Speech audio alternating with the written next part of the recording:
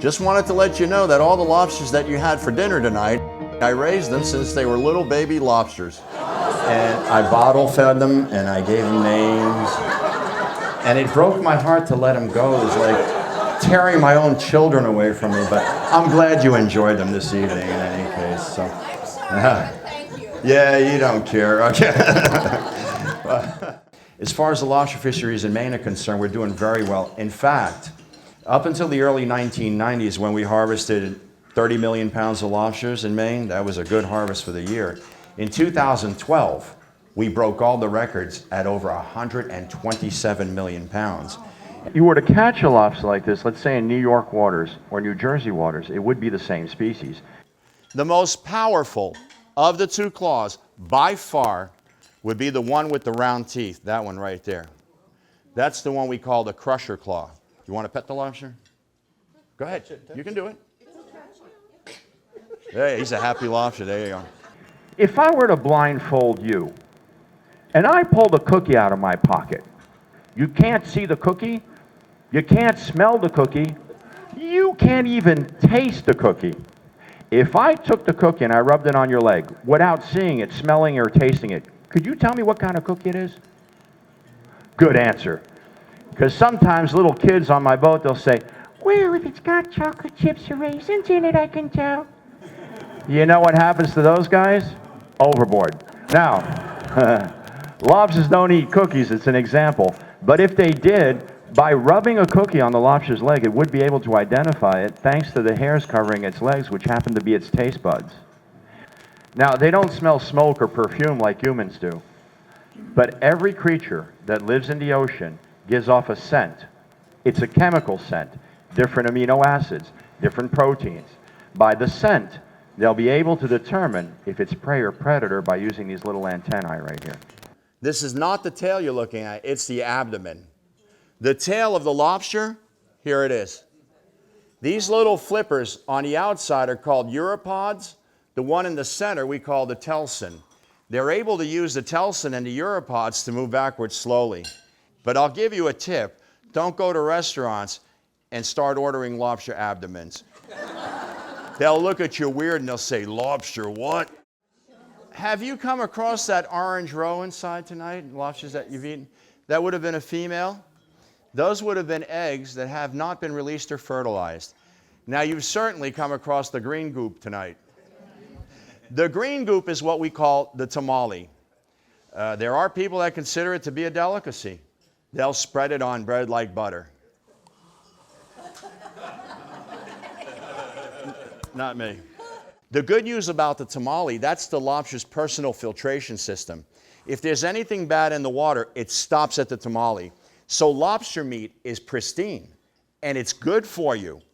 It's high in protein. It has less fat and cholesterol than chicken breast with the skin off. Now, since y'all dunked it in butter tonight, that kind of blows the whole deal out of the water, right? Right. Yeah. Although it is pretty good when you do. See these big muscles right here? They have to squeeze through that. During the decalcification process, they'll store the calcium in their gastroliths and minerals, use it as a reserve, and guess what? That old shell, the old exoskeleton, it's broken down, it's soft. But what you'll notice, or you may have noticed this evening, when you crack the claws, the young man noticed this. When he cracked the claw open, the muscle inside the claw was small. That's because it'll take several months for that 30 to 40% muscle mass to fully grow into the shell. By the way, the lobsters you had tonight, those females were probably fertile for the first time last year. They're capable at that point of carrying between 3,000 to 6,000 eggs. And that's the notch that we're looking for. Oh, you don't want to be a male lobster, no child support. That'll put you out of business right there. You can't harvest males only. There'd be too great of an imbalance in the population. Our biggest concern in Maine is to make sure that we never, ever overharvest females because we want enough eggers out there for the brood stock. What I'm going to show you here, normally you need Homeland Security clearances to see this. This cannot leave the room. If a foreign power would get hold of this kind of technology, our country is doomed. So, now this I don't want you to try this at home. You have to be a trained professional to do this. You have no idea how dangerous this is. Normally I need a drum roll for this, but we'll skip it. Let's see, wise guys. You see, if the shredder claw would get a hold of you, it has hooks at the end. Those hooks will dig in and make you bleed. Yeah, I know this from personal experience. It doesn't feel good. If it's a 10-pound lobster and it clamps on a bone in your forearm, your wrist, or your hand, it won't break the bones. It will shatter them. If you have the misfortune of being clamped on by something that large, there's only one way, and one way only you're able to get it off. You literally have to rip the arm clean off.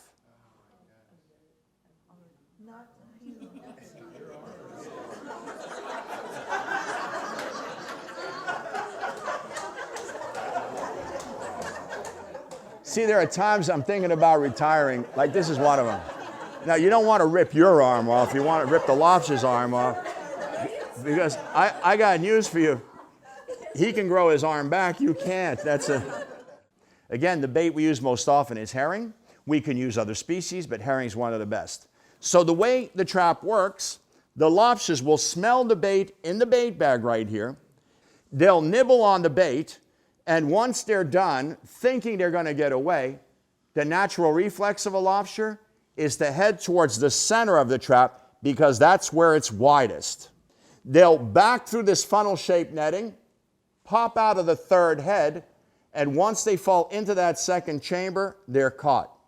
Another thing, traps are like boxes of chocolates. You never know what you're going to get. And by the way, that was my line, and I got ripped off by Forrest Gump, I'll have you know. What do you do with them besides show them? I usually let them go right after the lecture. Oh. Yeah. In fact, I was doing a lecture at the Boston Seafood Show. After the show, I went out right on the pier there where they were having the expo, and I had the lobsters with me. I had, I don't know, half a dozen of them with me. And the family was there. I said, what are you going to do with the lobsters? They didn't want to keep them. They just wanted, every time I dropped one in the water, they cheered and applauded. They were jumping up. Yay! Marine biologists, and I've had some of the leading marine biologists that deal with lobsters and other crustaceans on my boat, they will not pronounce themselves on how old or how big they can get. Some marine biologists speculate that lobsters could live to be over 200 years old. The Marine patrols sometimes randomly will check us. They'll also check dealers and wholesalers to make sure that the lobsters they're buying are legal lobsters. They're not V-notched, they're not oversized or undersized. And they're obviously doing a good job because we went from 30 million in the early 1990s to 127 million today. They're doing a wonderful job. And a lot of times, you know, the Department of Marine Resources is not given the credit that they're due.